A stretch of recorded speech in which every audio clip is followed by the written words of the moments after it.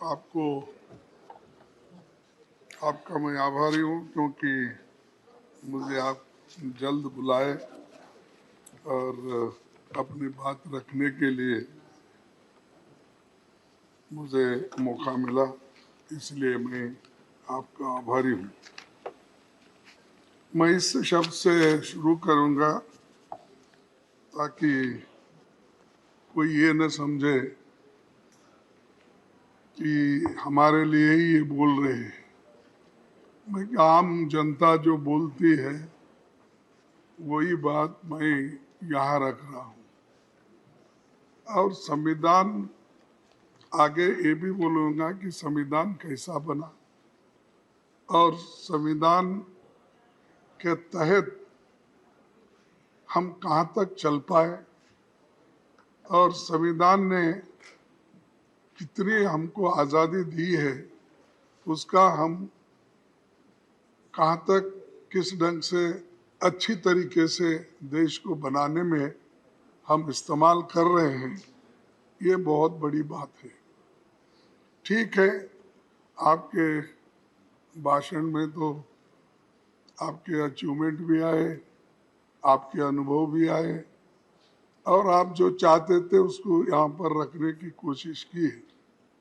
लेकिन मैं इससे शुरू करता हूँ, बदलना है तो अब हालात बदलो, बदलना है तो अब हालात बदलो, ऐसे नाम बदलने से क्या होता है। देना है तो युवाओं को रोजगार दो, सबको बेरोजगार करके क्या होता है। दिल को थोड़ा बड़ा करके देखो, लोगों को मारने से क्या होता है। दिल को थोड़ा बड़ा करके देखो, लोगों के मारने से क्या होता है। कुछ कर नहीं सकते तो कुर्सी छोड़ दो। बात बात में डराने से क्या होता है। बात बात में डराने से क्या होता है। अपनी हुक्मरानी पर तुम्हें गुरूर है, लोगों को डराने से धमकाने से क्या होता है।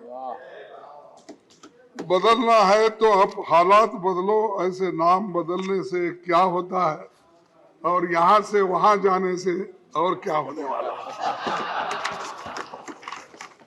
सर, तो सबको गर्व है देश पे और इसीलिए मैं कहूँगा कि जो संविधान आज़ादी के बाद बनी और इस संविधान के तहत हम सभी को चलना है और देश के लिए हम कुछ करना है। और इसमें मैं एक ही बात कहूँगा कि इस पार्लियामेंट्री जर्नी में 75 साल जो संविधान सभा का ये जो संविधान करके हुआ और उसके अचीवमेंट, एक्सपीरियंस, मेमोरीज, लर्निंग्स, इस पे ही हमको बात करना था। तो मैं इसी पे थोड़े शब्दों में बोलूँगा कि एक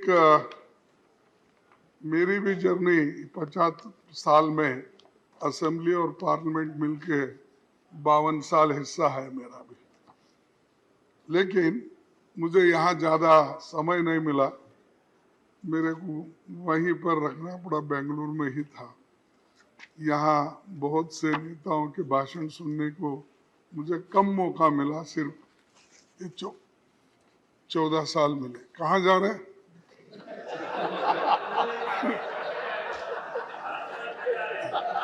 नहीं, बड़ी गड़बड़ी में जा रहे थे तो मुझे लगा, बड़ी गड़बड़ी में जा रहे तो मुझे लगा, तो इसलिए पूछा। ये टच करना कानून का उल्लंघन भी है। अब ये साहब, हमारे हाउस में उल्लंघन बहुत होते हैं, फिर भी आप दिलदार हैं, उसको संभाल लेते हैं, उसीलिए मैं बोला उसको संजय सिंह को और चड्डा को बुला लो। आगे आगे वही चिंता थी मेरे को, उधर गए फिर क्या।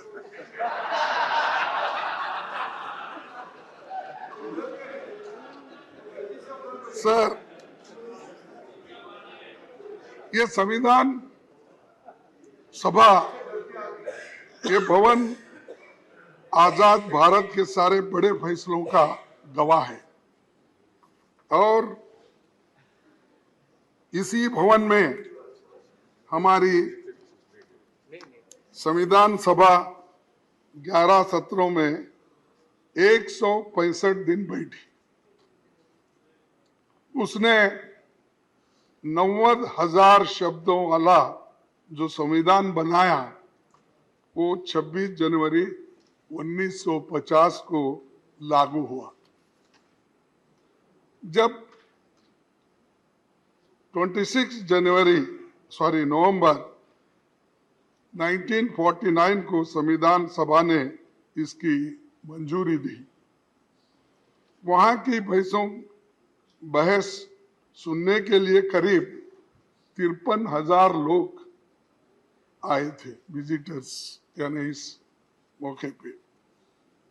सभापति जी, आपने अपने जयपुर के पीठासीन अधिकारी सम्मेलन में संविधान सभा के 11 सत्रों के व्यवधान रहित संचालन को एक आदर्श स्थिति कहा था, यानी किस ढंग से वो चला और कितनी अच्छी थी, ये आपने जयपुर के अपने मीटिंग में अपने वक्तव्य में कहा। तो ऐसा वो एक वक्त था जो सबको लेके लोग चलते थे और लोकतंत्र को ठीक ढंग से ठीक रास्ते पे ले जाने के लिए कितनी कोशिशें होती थी, इससे ये अंदाजा लगता है। उस वक्त कौन थे प्राइम मिनिस्टर? पंडित जवाहरलाल नेहरू। नहीं सर, आपकी याददाश्त बहुत अच्छी है। इधर क्यों देख रहे हैं? नहीं, इधर ये टैक्टिकल है। मतलब ऐसे लगता है कि बहुत अच्छा स्क्रिप्ट किया हुआ है। साहब मेरे आपको याद दिला रहे थे साहब, सर, आपको याद दिला रहे थे जरा। नहीं, बिल्कुल ऐसा ही था, क्योंकि तब राष्ट्र की बुनियाद रखने का काम हो रहा था। बुनियाद रखना, और बुनियाद के अंदर जो पत्थर जाते हैं वो दिखते नहीं, और जब वॉल पे आप नाम लगाते हो वही दिखते हैं। आप कभी भी जाइए साहब, आप तो 2-4 अनेक कोर्ट तो उद्घाटन किए होंगे अब तक, कहीं भी जाइए, जो बिल्डिंग ठहरती है बुनियाद पर, वो अंदर के मजबूत पत्थर किसको भी नहीं दिखते, लेकिन ऊपर का नाम। माने खड़गे जी, मैं हाल में भारत मंडपम गया था। हाँ, देखिए, भी देखी और ऊपर भी देखा। यही मैं बोल रहा हूँ, आप बहुत से लेकिन देखते हैं। दुनिया के नेताओं ने जो मुझे कहा, सर बोलने आश्चर्यचकित हो गया। सर बोलने दीजिए। उसकी नींव का भी आधार समझ में आ गया, ऊपर का भी समझ में आ गया। इसीलिए साहब इतने बिल्डिंग्स, आप कौन से भी इमारत बनी होगी, राजे रजवाड़ों के महल बने होंगे, और हमारी पार्लियामेंट बनी, पहले की पार्लियामेंट है, नई है, और कुछ कल जाने में अभी वो दिक्कत है, कौन देखे कौन नहीं दे, हमारी जगह कहाँ है वो भी ढूंढना पड़ेगा। उसमें मैं आपकी मदद करूंगा। अच्छा, और आज ही करूंगा। चलो सर, संविधान सभा ने चुने गए विभिन्न धाराओं के लोग महान नायक थे, उसमें अपने दौर के महारथी थे, उनका बड़ा जमीनी अनुभव भी था। स्वतंत्रता, समानता, न्याय, मानवीय गरिमा और लोकतंत्र उनकी नसों में समाया था, क्योंकि उसके लिए ही तो वो लड़ रहे थे। इसीलिए संविधान निर्माताओं ने हमें जो संविधान दी है, वही हमें आज भी एक बनाए हुए हैं और उसी ने राष्ट्र के लिए सशक्त ढांचा तैयार किया है। इसी कारण लोकतंत्र के सिद्धांत और व्यवहार आज जनता के स्वभाव का अभिन्न अंग है। भारतीय संविधान हमारा सबसे बड़ा मार्गदर्शक है। इसी के आधार पर संसदीय प्रणाली के हक में फैसला हुआ और अडल्ट फ्रेंचाइज जो हमको मिला वो सबसे बड़ी बात है, क्योंकि आपको तो मालूम है पहले जब वोटिंग पावर थी 1935 के तो इस एक्ट के तहत जो टैक्स देते हैं, जिनके पास जमीन है, जो पढ़े लिखे हैं, जो इनकम टैक्स पे करते हैं, ऐसे लोगों के लिए ही वोटिंग का अधिकार था। लेकिन हमने जो संविधान बनाया, पंडित जवाहरलाल नेहरू जी और डॉक्टर बाबा साहब अम्बेडकर, वल्लभ भाई पटेल, जितने भी महान नेता उस वक्त इस कॉन्स्टिट्यूंट असेंबली में थे, उन्होंने अडल्ट फ्रेंचाइज दिया। आप लिखो या आप पढ़े हो या अनपढ़ हो, आप गरीब हो या आप अमीर हो, सबको एक ही वोट और उसका वैल्यू भी एक ही। करेक्ट। जो एक बड़ा अमीर आदमी, फर्ज करो आदानी के जैसा, उसको भी एक ही वोट, उसका वैल्यू भी एक ही वोट। लेकिन आज हमारे जो कर्मचारी है, छोटे लोग हैं, काम करते हैं, उनको भी एक ही वोट। ये किसने दिया? ये कॉन्स्टिट्यूशन जो बनाने वाले कांग्रेस के उस वक्त आजादी, जिन्होंने आजादी के लिए लड़े और ये दिलाए और ये ढांचा बना। इसीलिए आज भी अडल्ट फ्रेंचाइज से ये देश जिंदा है, एक है और इंक्लूसिव है। और ये इंक्लूसिव बोले तो थोड़ा सा डर होता है उनको। इंक्लूसिव बोले तो फिर इंडिया, उसको क्या करते हैं छोटा करने के लिए, हमारे नड्डा साहब इंडी बोलते हैं। ठीक है, उसीलिए तो बोलो नाम बदलने से कुछ नहीं होता। इंडी बोलो और कुछ भी बोलो, हम है इंडिया। अरे आप कुछ भी बोलो, हम सब इंडिया। अरे बैठो, अरे आप क्यों बात करते, बेंगलुरु से आए हैं, चुप बैठो। राजस्थान से बेंगलोर। हमारे नायकों ने बहुत मंथन करके जो संविधान दिया, वो जनता की आकांक्षा को खरा उतरा है। बाबा साहब संविधान सभा के अपने अंतिम भाषण में उन्होंने ये कहा था, मैं ये कोट करना चाहता, अगर आपकी इजाजत है। इजाजत है?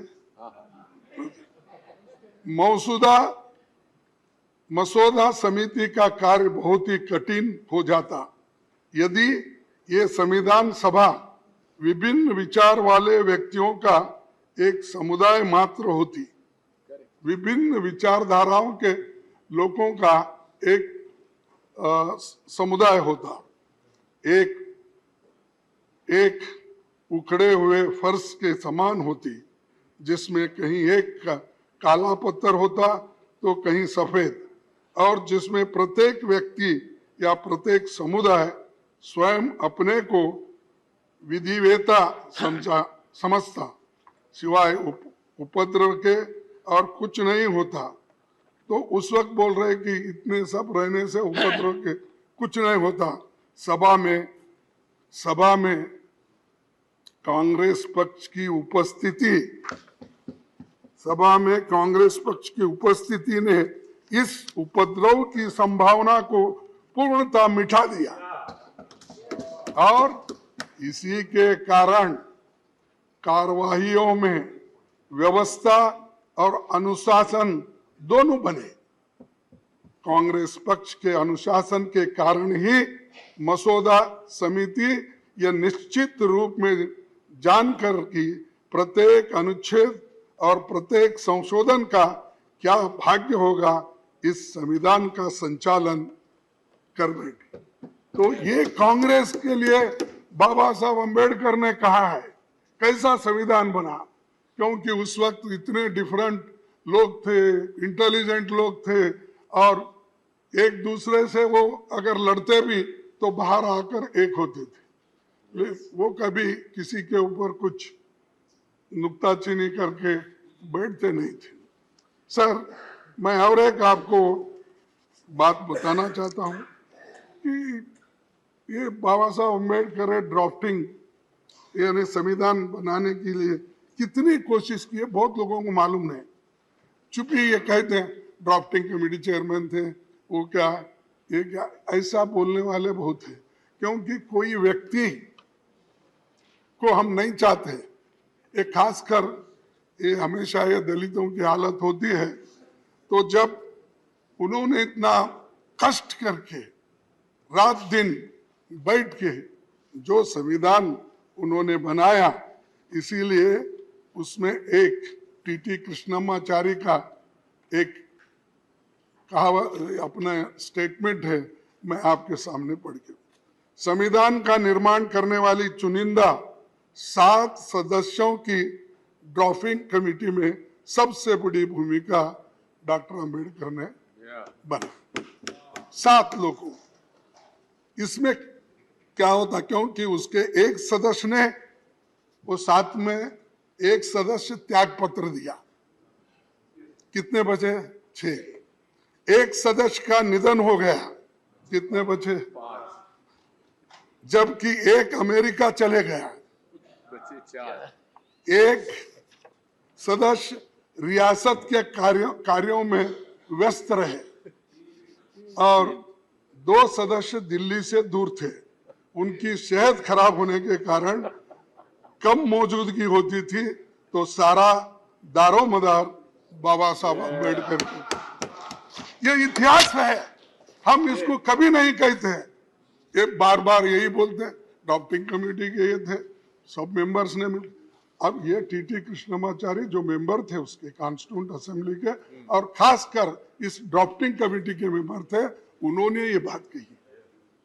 तो एक व्यक्ति देश बदलने के लिए, संविधान को मजबूत करने के लिए, लोकतंत्र को मजबूत करने के लिए और कॉन्स्टिट्यूशन को जीवित रखने के लिए सबसे कंसल्ट करके कंसेंसस जो बनाते हैं, वो किसके जमाने में हुआ? वो कांग्रेस ने किया। उसकी रक्षा के लिए हम लड़ रहे हैं, उसी के लिए हम तैयार हो गए। सब कुछ हम ये नहीं समझते, हम जो कहेंगे वो हमको मिलेगा। हमारा एक सभी का एक इरादा है कि जो चीज इतने कष्ट से, इतने मेहनत से कमाई है, उसको हम गुमाना नहीं चाहते। तो इसलिए सर, आपको और एक यही बात करूंगा कि इसके बाद 1950 में भारत ने जब लोकतंत्र अपनाया, तो बहुत से विदेशी विद्वानों को लगता था कि यहाँ लोकतंत्र विफल हो जाएगा, क्योंकि ये करोड़ों अंगूठे छाप लोग हैं। तब ब्रिटिश प्रधानमंत्री, आपको तो मालूम है, फिर मैं बोलने की आवश्यकता नहीं है, फिर भी चर्चिल ने यहाँ तक कहा था, अंग्रेज चले गए तो उनके द्वारा स्थापित न्यायपालिका, स्वास्थ्य सेवाएं, रेलवे और लोक निर्माण का पूरा तंत्र खत्म हो जाएगा। ये चर्चिल ने कहा। यानी इतना अंडरमाइन किया हमको कि ये लोग अनपढ़ है, अंगूठे छाप है, ये लोग क्या करेंगे, डेमोक्रेसी को कैसा टिकाएंगे। लेकिन हमने टिका के दिखाया, हमने इसको मजबूत करा, इसका संरक्षण किया। और बार बार हमको टोका जाता है, 70 साल में आपने क्या किया। अरे 70 साल में तो यही किया हमने, इसको मजबूती दी। इसको मजबूती दी हमने, लोकतंत्र को बचाया हमने और संविधान को लेकर हमने आगे बढ़े। और बार बार आपके पास कुछ नहीं बोलने के लिए, ये बोल तो जाओ, और कितने दिन बोलते जाओ।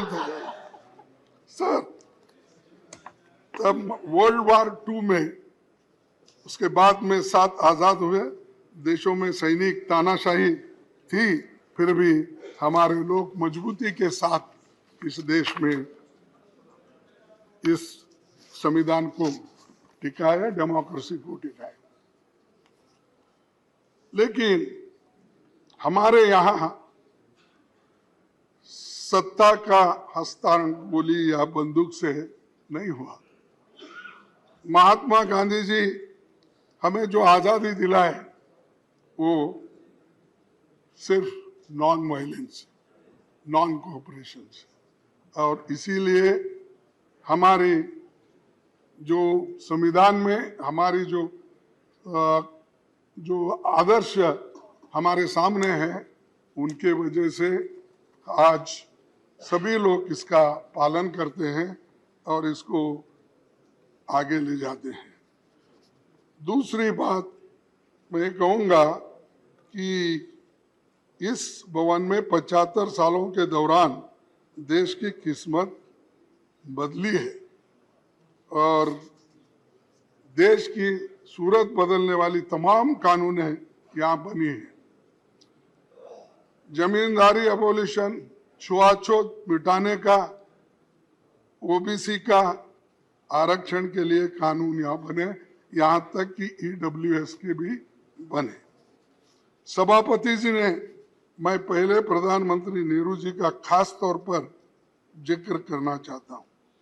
उनका मानना था कि संसद तभी तक प्रासंगिक है जब एक समय की बदलती जरूरतों के मुताबिक निरंतर विकसित गतिशील संस्था बनी रहती है।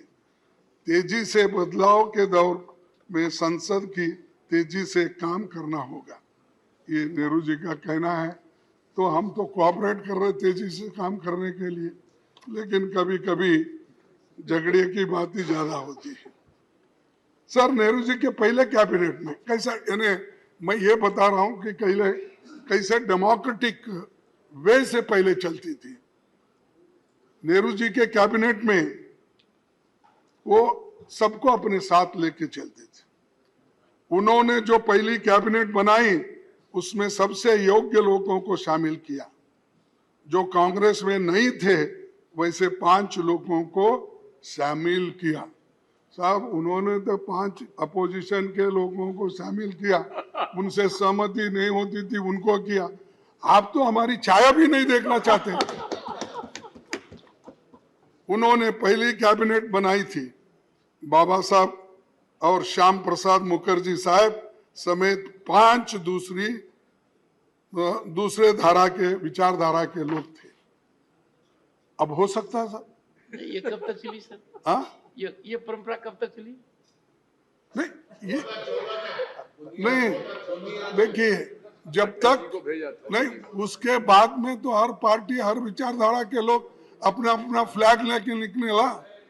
जब झंडे अलग हो गए, लेकिन इसको बुनियाद डालने के लिए, सहन करने के लिए, सबको लेके जाने के लिए ये काम उन्होंने किया।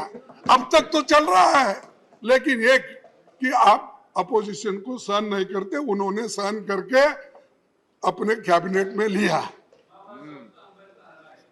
हाँ, बाबा साहब अम्बेडकर को देखो, मैंने, अरे सुनो जी, तुमको क्या इतिहास मालूम है? मैं बताता हूँ।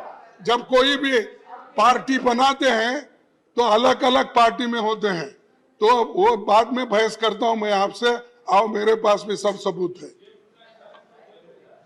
सर, नेहरू जी के बारे में बहुत बातें बोलते हैं अपोजिशन के लोग, खासकर बीजेपी के लोग। ये छोड़ दीजिए, जो आदमी 14 साल जेल में रहकर सब कुछ सहन करके, देश के बुनियाद डाल के, बड़े बड़े कारखाने बना के, पब्लिक सेक्टर बना के, नौकरियां दे के इतने बनाए, वो बुनियाद डालने के बाद देश बढ़ा और 5 ही साल में हम आगे बढ़े। तो मैं आपको आगे थोड़ा सा दिखाऊंगा कि किस ढंग से, देखिए बोलते हैं नेहरू जी के कितना बड़प्पन था कि अपने राजनीतिक विरोधी धारा को नेता श्याम प्रसाद जी को केंद्र में इंडस्ट्री और सप्लाईज मिनिस्टर बनाए। नेहरू जी संसद का बहुत सम्मान करते थे और अक्सर अपने सहयोगियों को और युवा सांसदों के लिए एक उदाहरण के रूप में उन्हें डिबेट्स के दौरान धैर्यपूर्वक बैठकर सुनते थे, धैर्यपूर्वक बैठकर सुनते थे। अब अंदर भी नहीं आते, वो तो धैर्य के अनुसार सुनते थे, लेकिन यहाँ अंदर भी नहीं आते प्राइम मिनिस्टर। दर्शन नहीं मिलते। हाँ, अब दर्शन तो हमको क्या क्या भगवान है क्या दर्शन नहीं? तो हमारे को या कम से कम डेमोक्रेटिक तरीके से आने के लिए बोलो, थोड़ा गोयल को भी रिलीफ मिलेगा। नहीं तो हर बात को डिफेंड करना पड़ता है, वो गोयल जी उठना पड़ता है। थोड़ा उनको जरा बिठा के प्राइम मिनिस्टर जरा बोले, अरे हम भी बोलेंगे हमारे प्राइम मिनिस्टर आए हैं, देखेंगे इस बार के बहुत दिन हो गए उनको देख के। तो अगर कोई पूछेगा तुम्हारे प्राइम मिनिस्टर कैसे है, बोले तो हम मैं क्या बोलूं, अपोजिशन लीडर हूं। तो ये सर, ये इसलिए कह रहा हूं कि एक संसद को जानकारी। अरे क्यों भाई, आपका तारीफ किया मैं।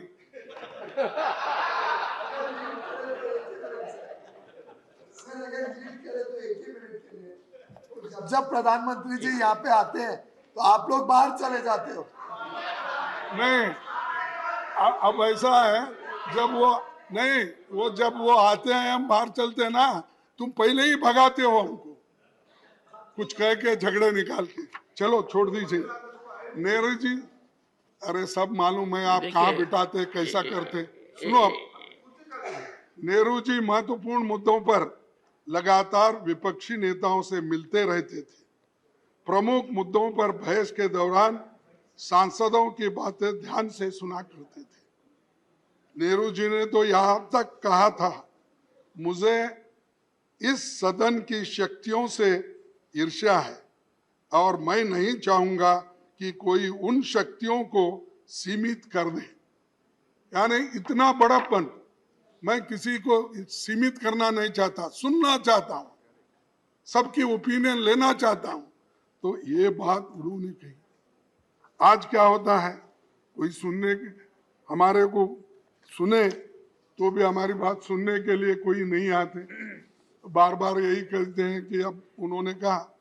नेहरू जी के विचार था, मजबूत विपक्ष न होने का अर्थ है व्यवस्था में महत्वपूर्ण खामियां हैं। अगर मजबूत विपक्ष नहीं है तो वो ठीक नहीं है, नेहरू जी का कहना।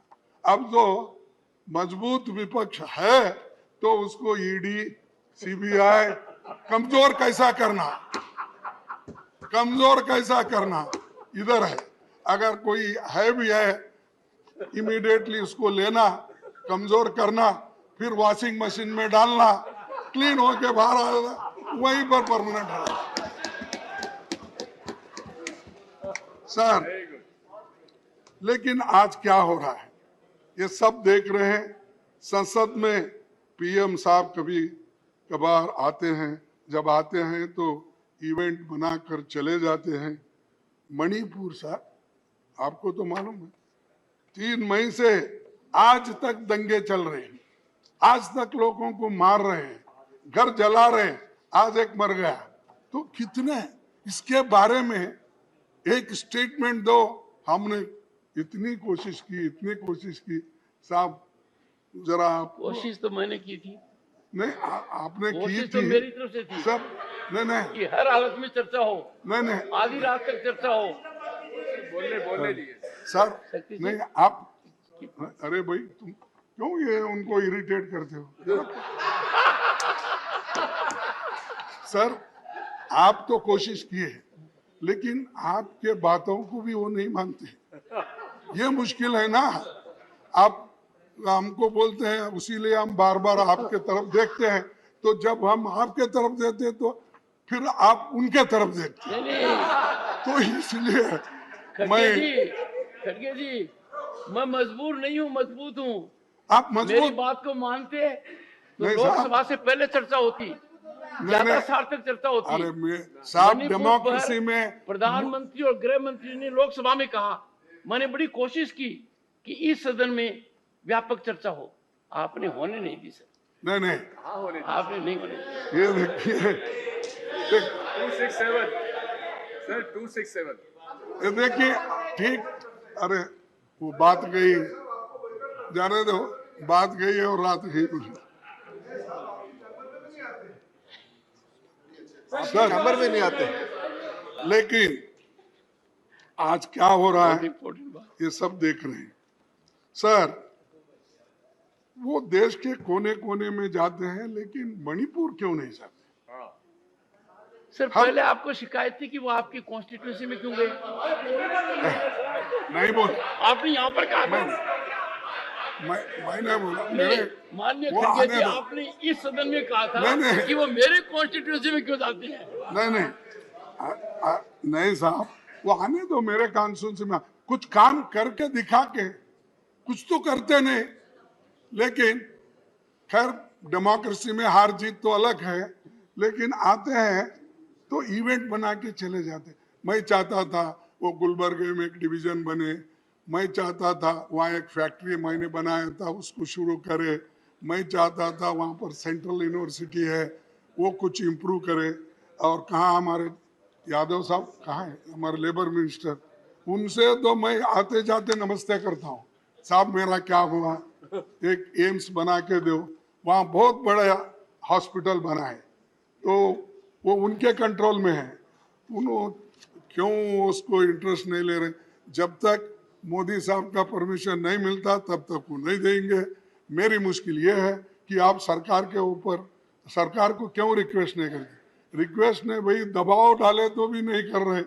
और आते जाते मैं समझता 50 सलाम तो हो गए होंगे मेरे यादव से। 50 सलाम। हाँ 50 मेरे बाजू में है ना। फिर तो ये ऐसा, और अच्छी बिल्डिंग है, उन्होंने खुद देखे हैं, देखकर। खैर जाने दो, हमारी किस्मत अच्छी नहीं, मेरे लोगों की किस्मत अच्छी नहीं। वहाँ के लोग पहले ही बैकवर्ड है और भी उनको दूर रखे। तो ये मणिपुर को जाना था, वहाँ पर उनके दुख दर्द को देखना था, लेकिन किसी वजह से वो जा नहीं सक रहे। लेकिन इससे ये अच्छा नहीं हो। सर सभापति जी, अटल जी ने अपने कार्यकाल में 21 बार बयान दिया। अटल जी ने अपने कार्यकाल में 21 बार बयान दिया 6 साल में। डॉक्टर मनमोहन सिंह जी ने 30 बार बयान दिया। केवल हमारे मौजूदा पीएम साहब ही ऐसे है जो सदन में 9 सालों में कस्टमरी बयानों को छोड़ के केवल 2 बार बोले। ये डेमोक्रेसी है साहब। अब इसको क्या कैसा सुधारते, मैं आपको ही छोड़ देता हूँ। सर दूसरी, सर थोड़ा सा ज्ञानवर्धन कीजिए, ये कस्टमरी बयान कौन सा होता है? हाँ कस्टमरी बोले तो ये अपने राष्ट्रपति जी का, ये जो ऐसे इश्यूज रहते ना, कस्टमरी नहीं सर, बोलना ही चाहिए। सबसे उस वक्त महत्वपूर्ण तो वही है।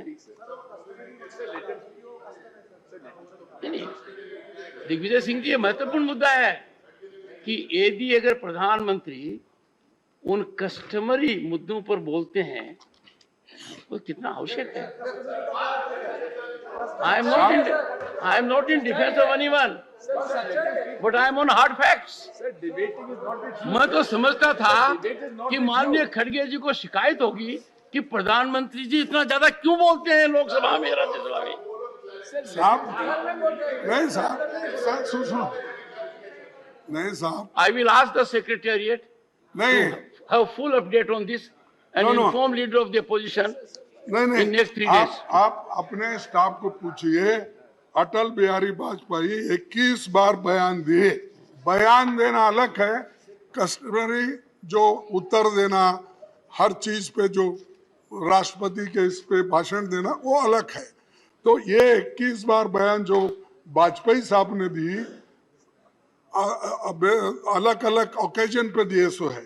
वैसा ही मनमोहन सिंह जी ने 30 बार दी, ये अलग अलग ओकेजन में दी। ये बात मैं बोल रहा हूँ, वो भाषण देते नहीं, बोलते नहीं, बाहर बहुत बोलते हैं, इतना बोलते हैं वो हजम ही नहीं होता हमको, इतना बार बोलते हैं। साहब, वो आपने बोला कि मैंने तो चांस दिए तो भी आप लोग नहीं बोलते, चर्चा नहीं करते। सर, हमने पहले 267 में 7 बार इस सदन में 267 में 7 बार चर्चा हुई, क्वेश्चन आवर सस्पेंड करके 10 बार चर्चा हुई। कितने सालों में? हाँ, कितने सालों में? कितने सालों में? In how many years?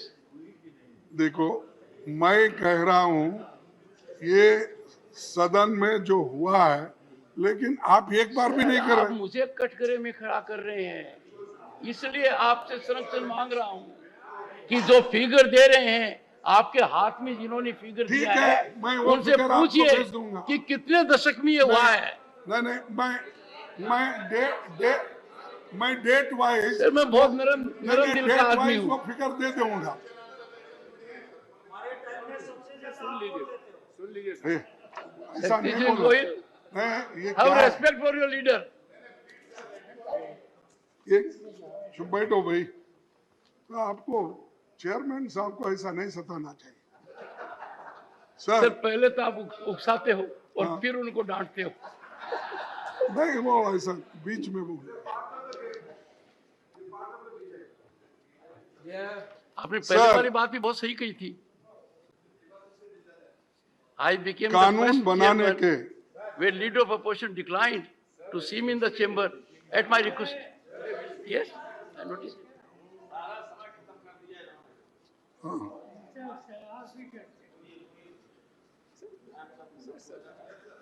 Sir, संसद और विधानसभा जनता की सर्वोच्च प्रतिनिधि संस्थाएं हैं, जिनके माध्यम से जन आकांक्षाओं को अभिव्यक्ति मिलती है और बदलते समय में जनता की अपेक्षाएं बढ़ रही है। लिहाजा सदनों में स्तरीय चर्चा होनी चाहिए। इन चर्चाओं को पूरा देश लाइव देखना चाहिए। इसको जरा ठीक करिए। अब तो मेरा दिख रहा है, बाकी के वक्त तो किसी अपोजिशन का आता ही नहीं ज्यादा। वो जरा क्या कंट्रोल हमारे गोयल साहब करते हैं और फोन करते हैं, मुझे मालूम नहीं, लेकिन वो बोल दीजिए। कम से कम हमको तो बाहर चांस नहीं मिलता, यहाँ तो चांस मिलता है, तो जरा दिखाते दीजिए। जनता के सवाल उठा सकते हैं। अब जब भी हमारे ये अभी तेलंगाना के नेता उठा रहे थे, ऐसा उठते रहते हैं, हम डांटते रहते हैं, लेकिन वो जो कहते हैं कम से कम यहाँ अगर रजिस्टर हुआ तो बाहर भी मालूम होता है भाई हमारी बात कोई रखे। अब उसी लिए ऐसी चीजें संवैधानिक ये मुख्य है, और संवैधानिक तरीके से हम जो काम करते हैं उसको आपका प्रोत्साहन मिलना चाहिए, और सरकार का भी हमको देने का ये कोशिश होनी चाहिए। और ये संसद लोगों के हितों तथा अधिकारों का संरक्षक है, और आप हमारे गार्डियन हैं, और अगर हमारे ऊपर कुछ अन्याय हो रहा है, फौरन आप हमारे अपने को संरक्षण देने वाले आप भी हैं। नहीं तो हम इतने कम लोग हैं, उतने सब लोग अगर हमको मारते पीटते रहेंगे तो फिर बाद में आपके पास कौन रहेगा, हम ही रोना पड़ता। तो इसीलिए जरा आपका संरक्षण जरूरी है। और मैं ये कहूँगा, कोरोना के महामारी में भी बहुत कुछ कमियां थी, फिर भी हमारे देश में उसको भी ठीक ढंग से निभाने की कोशिश हो गई। लेकिन चंद जगह जैसा यूपी है, दूसरे स्टेट्स हैं, उसमें जो भी कमियां थी वो भी यहाँ पर हमने पहले चर्चा में लाए थे और उसका पूरा जिक्र यहाँ पर हुआ। पहले का जो 33 दिन का था 20 में, फिर उसके बाद 21 में 58 दिन था, फिर 22 में 56 दिन था। ये कोरोना के जो बड़े बड़े जो भी ये थे वो तो खत्म। सर सभापति जी, दुनिया भर में वैसे तो 19वीं सदी में निर्मित 2 दर्जन संसद भवन उपयोग में लाए जा रहे हैं। भारत में लोगों की दिल दिमाग पर 144 खंभों वाली ये गोल इमारत छाई हुई है। यही देश की आज़ादी के बाद से 75 सालों में सारे महत्वपूर्ण फैसले यहाँ पर हुए। इस इमारत की वास्तुकला पर भारतीय परंपरा की छाप है, लेकिन इसको नफरत से नहीं देखना चाहिए, क्योंकि इस सदन में नेहरू जी बैठे थे, अंबेडकर बैठे थे और बहुत से नेता, बड़े बड़े वल्लभ भाई पटेल, ये सब बैठे हैं। इसलिए भूल ही जाना, उधर ही जाएंगे, ऐसा शुरू हो गया। कल लेके जा रहे शायद, हमको अभी मालूम नहीं मुझे। सर सभापति जी, संसद का सबसे बेहतरीन कामकाज पहली लोकसभा में, मैं बता रहा हूं, 1952 से 1957 के बीच सिर्फ 5 साल में माना जाता है कि जिसमें 677 बैठकें हुई, 319 विधेयक पारित हुए 5 साल में। और उस दौरान कानूनों पर हुई बहसें जिज्ञासा और केंद्र बनी हुई। संसद का मुख्य काम कानून बनाना है, लोगों को सशक्त बनाना है, इसीलिए ये नीतियाँ यहाँ पर तय होती थी और सभी लोग एक मत से ऐसे नीतियों को सपोर्ट करते थे। सर, राज्यसभा और लोकसभा में एक से एक अनुभवी संसद आज भी है, पहले भी थे, और उसके लिए सबको जरा बोलने की आज़ादी भी मिलनी चाहिए, क्योंकि अगर बोलने की आज़ादी नहीं मिली, सिर्फ हम लोग, हो सकता है मेरी भी गलती हो सकती है, नहीं बोल के नहीं बोलता, लेकिन मेरी गलती, एक छोटा गलती को, मेरे छोटे गलती को आप बहुत बड़ी सजा देते हैं, और वो इतना बड़ा गलतियां करते हैं, सारा देश देखता है, सब उधर माफ कर देते हो। तो इसीलिए मैं कृपया करके दोनों बैलेंस करके चलिए, दोनों बैलेंस करके अगर चलेंगे तो हमको भी एक मौका मिलेगा बार बार आपको कहने का, विनती करने का, ये सब चीजें होती। सर, और एक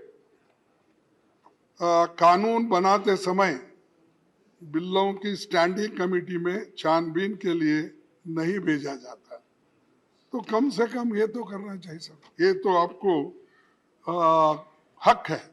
नहीं नहीं नहीं, इस बिल में खामियां हैं, इसीलिए इसको स्टैंडिंग कमेटी को भेजना चाहिए। और इसके लिए सभी लोग, मैं आपको उदाहरण के तौर पर चंद चीजें बताऊं। कमेटियों को भेजे जाने वाले बिल्स का प्रतिशत 2009 और 14 के दौरान 71% था, 71% था। वहीं 16वीं लोकसभा में 2014 से 2019 के बीच घटकर 27% हो गया, रह गया। और 2019 के बाद इसमें इतनी गिरावट आ गई, 13% रह गया। साहब, कहा 71%, और फिर पूछते हैं आपने क्या किया, क्या किया? यही किया हम, 71% स्टैंडिंग कमेटी को भेजा छानबीन करके, और आपने क्या किया? 13%, 27%। ये है, इससे बिल कैसे स्क्रूटनाइज होंगे? वो जैसा दिल में आया वैसा हो जाएगा, फिर बाद में हम पछताएंगे, फिर सुप्रीम कोर्ट बोलेगा इसको छानबीन करके नहीं लाए और वहाँ के सभी एमपी और राज्यसभा के मेंबर, लोकसभा के मेंबर शायद अनपढ़ होंगे, समझते नहीं, वैसा ही भेज दिए।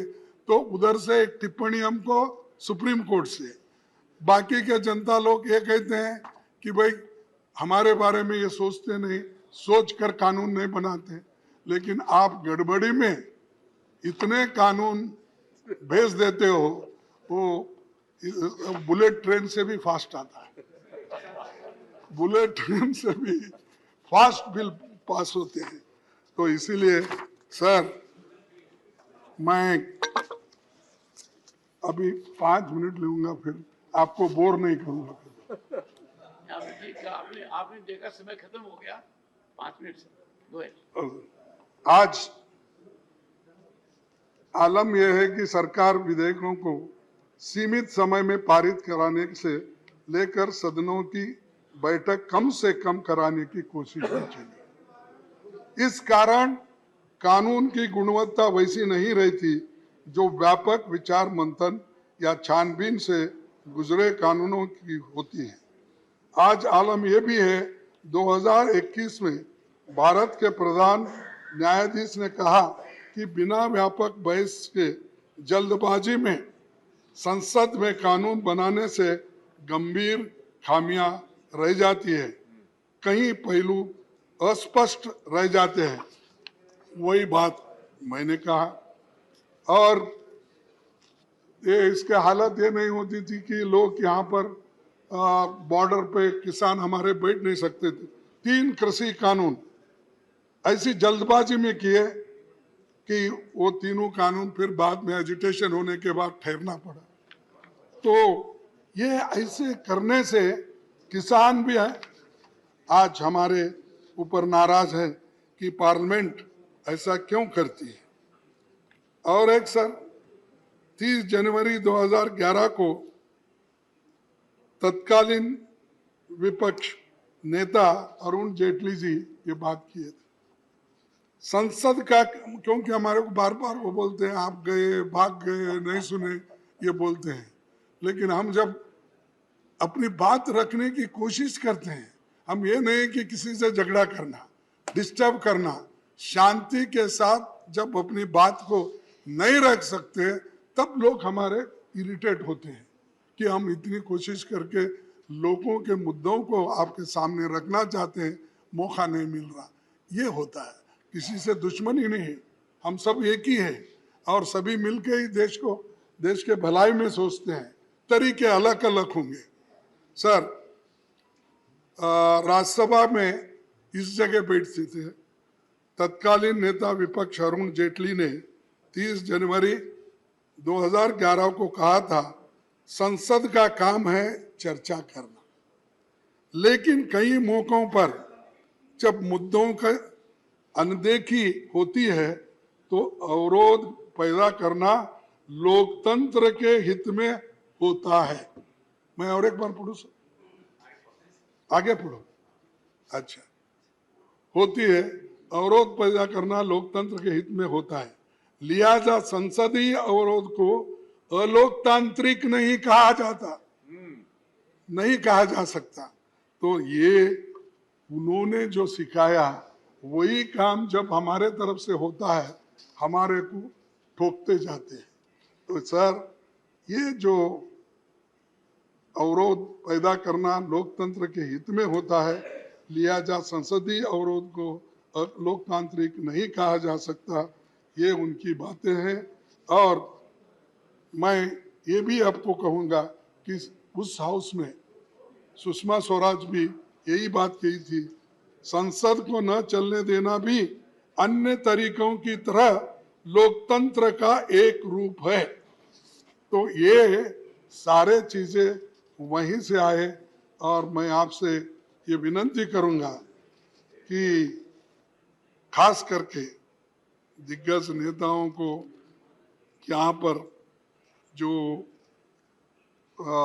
उनके बारे में उनको जो समय देना चाहिए। और मैं और एक छोटी सी बात 2-4 रख के मेरे भाषण को खत्म करता हूँ।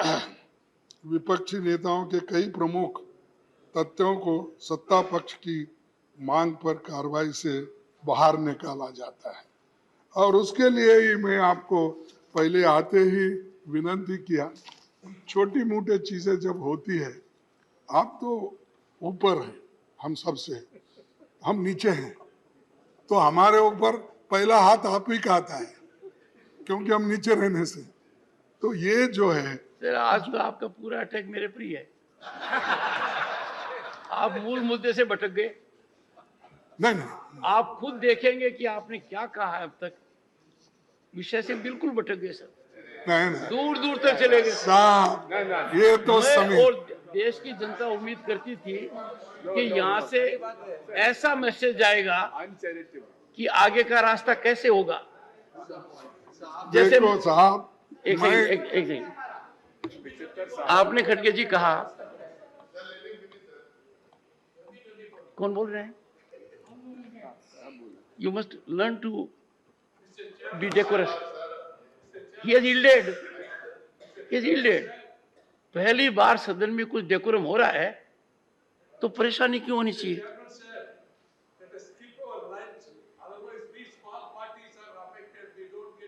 You will get the chance, sir. You are a very senior member. You will get the chance. Sir, I agree. We may skip the lunch at Microsoft's request. Good idea. It's a good idea. But that I will do at 1 o'clock. That I will do at 1 o'clock. हाँ, खड़गे जी, हाँ मैं माननीय सदस्यगण को हाँ appeal करूंगा और लगातार मैंने ये बात कही है और गहन चिंतन और मंथन के बाद कही है कि कब तक हम पास्ट प्रेसिडेंट को लेकर हाउस को डिस्टर्ब करते रहेंगे, कब तक हम डिस्टर्बेंस को जस्टिफाई करते रहेंगे। आप अंदाजा लगाइए खड़गे जी, मेरे पर क्या बीत रही होगी जब आप बोल रहे थे कि मुझे बोलने नहीं देते हो। मैं इतना आकलन करता हूं और दुखी होता हूं कि जहां पार्टिसिपेशन हो सकता था वहां आप लोग थे नहीं। मतलब आप अंदाजा लगाइए, if leader of the opposition would rise on this critical occasion to sanctify disturbance, disruption. आपने खुद कॉन्स्टिट्यूंट असेंबली को कोट किया है, Let him finish वहां what तो he has कभी to नहीं say. हुआ। Sir, why are you commentating on his speech, sir? Jairam ji, Very wrong, sir. Jairam ji, Sir, let him finish. this is not a good habit. Let him finish. No, you are a victim of this habit. Let him finish. Don't have this habit. Don't have this habit. No, this is not a. When the honorable LOP has yielded, why are you being super LOP? Because you want to listen. You can't be. He doesn't need You assistance. want to listen to him. No. You want to listen to him, but it is regulated by the chair. Otherwise, come and sit here and control it. Every I time, have no desire to sit there. But even I if you desire to have, listen to him. even if you have, there is a mechanism. Sir, you are constantly No, interrupting him, sir. please, take your seat. So, माननीय खड़गे जी, this is a rare historic occasion where after taking note of 75 years, we are required to unfold a vision for next 25-50 years. Sir, exactly. I know it. I know it what he knows. And in the entire discourse, you have focused on two things, sir. I find it. There is debate between you and him, sir.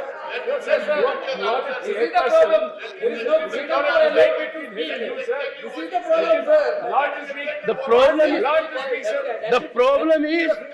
the problem is when there is time to participate, I have seen absence. The problem is when an issue has to be debated, discussed, deliberated, you have walked out of the house. Problem is the chairman. This is wrong. This is wrong from your part, sir. This is completely wrong. You are misleading, sir. You are misleading the house. Misleading the house. You are misleading the house. Misleading the house. You are misleading the house. This is totally wrong. It's a very partisan attack. Remark from you, sir. Sit down. Sir, please I explain have your own said, statement, sir. one second, I request you to one explain second, your own Jairam, statement. take it, take it. Sir, Sir, please everybody is explain your own cooperating statement. today. Take No, it, take it. you are misleading the house, sir. No, no. You are not debating here. Sir, you are not debating here. Sir, let him speak. Digvijay जी, दिग्विजय जी, एक second, please. अरे आप बैठो यार. Sir, let him speak. Digvijay ji, with my modest understanding, I can tell you, and I am a great judgment of myself. I self-judge. I can tell you, I am not a stakeholder in politics. I am certainly stakeholder that this upper house, the House of Elders, conducts itself in a manner so that it earns respect of others. We must exemplify our conduct by decorum discipline. One second. One second. Sir, please don't cast aspersions on us. One second. Sir, Would you approve that two honorable members should every time come to the rescue of LOP? Is it not an insult to the position he holds? Sir, allow him to speak. Put some people in discipline court. I would urge, if you do not curb the tendencies of other members, let me tell you, things will get on a tangential route. There was an occasion when you wanted to speak and somebody said, give Digvijay Singh ji an opportunity. In the process, the honorable member was insulting you, insulting me. We don't want that. Okay. So all I say is, we have had some discussion. We have to emanate from this theater sir, a मैं तो most खत्म करता important हूँ. message to the world outside. Sir, that applies to all of us, including the Conclude, sir. Honorable members, with the sense of the House, we are continuing during the lunch recess as well. Go ahead. Sir, thank you sir. क्या tolerance है अच्छा बस आपने thank you तो कहा. Sir. सभापति जी, मैं ज्यादा बात नहीं करना चाहता हूँ क्योंकि अब टेंशन में आ रहा मामला. तो सर, हम बहुत दिन से ये कोशिश कर रहे हैं, सभी की इच्छा है कि महिला रिजर्वेशन का बिल आना चाहिए और महिलाओं को देना चाहिए जो ड्यू है. आज तक हमने सब कोशिश की, लेकिन अब मैं समझता हूँ जब आप ये मुद्दा उठाएंगे तो जरूर आपके बात को मान्यता वो दे देंगे. तो मैं ये आंकड़े इसलिए देता हूँ थोड़े से. सर, सभापति जी, दुनिया बदल गई है. इस समय राज्यसभा में 10% और लोकसभा में 14% महिला सांसद है. विधानसभाओं में महिलाओं की भागीदारी 10% है. 1952 में नेहरू जी के प्रधानमंत्री काल में पहली लोकसभा में केवल वो भी 5% सांसद महिलाएं थी. लेकिन 70 साल के बाद भी आज 14, 15, 10 के अंदर ही है महिला थी. तो अमेरिकी, मैं और भी आंकड़े देता हूं कि महिलाओं को दूसरे जगह भी ऐसा ही हो रहा. अमेरिकी संसद में 2%, ब्रिटेन में 3% महिला सांसद थे. आज अमेरिका की संसद में 28% और ब्रिटेन में 33% महिला सांसद आज है. तो इसीलिए मैं आपसे गुजारिश करूंगा कि इस महिलाओं का जो बिल है इसको आप ये कर दीजिए. और दूसरी चीज, अनएम्प्लॉयमेंट की बात चल रही कि क्योंकि इस 75 साल में हम जब बात करते हैं, इधर अनएम्प्लॉयमेंट इतना बढ़ रहा है, इतना बढ़. 8 करोड़ लोग एजुकेटेड वो आज रास्ते पे है. और इन्फ्लेशन तो सब बढ़ रहा है, आपको मालूम है. वो कोई टमाटर डाल के आए तो आपने बहुत उसको डांटा. वो हकीकत थी 400 रुपये, 500 रुपये. शायद आप मकान में नहीं पूछे शायद कि आजकल टमाटर की, प्याज की, तेल की, दाल की क्या कीमत है. वो हिसाब आप नहीं पूछ रहे क्योंकि पूरा जिम्मेदारी उनको वहां छोड़े और बाकी का जिम्मेदारी आप यहाँ लिए. इसीलिए जरा मुश्किल होगा उनका, लेकिन ये जरूरी है, इन्फ्लेशन कंट्रोल करना इम्पोर्टेंट है, नहीं तो डिस्ट्रॉय हो जाएगा डेमोक्रेसी। अनएम्प्लॉयमेंट अगर बढ़ती गई तो डेमोक्रेसी नहीं रहेगी। इसीलिए मैं आपसे विनती करता हूं कि इन चीजों को कुछ उत्तर दे। सिर्फ हमने वो किया, ये ठीक है, G2 ठीक है, G2 क्या G20 सर, नहीं, क्योंकि वो जीरो में कमल का फूल ही दिखता था। अब देखिए साहब, वो आप देखिए, Very good one. हाँ आप देखिए, वो कभी भी एडवर्टाइजमेंट, खड़गे जी आपका स्तरीय नहीं है, आपका स्तर नहीं है, आपका स्तर नहीं है। वो तो मेहरबानी करके G20 की मजाक मत उड़ाइए। G20 बहुत अरे बड़ा मजाक समूह नहीं है। भाई, लेकिन सर शायद माननीय leader of the opposition Congress के अध्यक्ष भी है, उनको तो सिर्फ 2G दिखता है, 1G and sun ji, 2G दिखता है। अरे ये देखो सर, मैं ईमानदारी के साथ कहता हूं, देश की जब बात आती है उसमें हम सब लोग एक है, उसमें कोई फर्क नहीं। लेकिन तुम बार बार वो गुत्ता मत लो, तुम भी पैट्रियट हो। पैट्रियट हमारे लोग हैं, जान हमारे लोग दिए, मर गए हमारे लोग, मजा आप उठा रहे हो और हमको सिखाते हो। सर आखिरी एक बात कह के आज आप बहुत एजिटेटेड हो। मैं खत्म करता हूँ। नहीं, आज आप बहुत एजिटेटेड हो, हाँ? आप बहुत गुस्से में हो आज। नहीं ना सर, हमारी वतन परस्ती के अनगिनत तारीखें हैं, हमारी वतन परस्ती के अनगिनत तारीखें हैं, बेशुमार खिस्सा है। हो भी क्यों ना वतन से मोहब्बत, हो भी क्यों ना वतन से मोहब्बत, ये तो हमारे ईमान की हिस्सा है।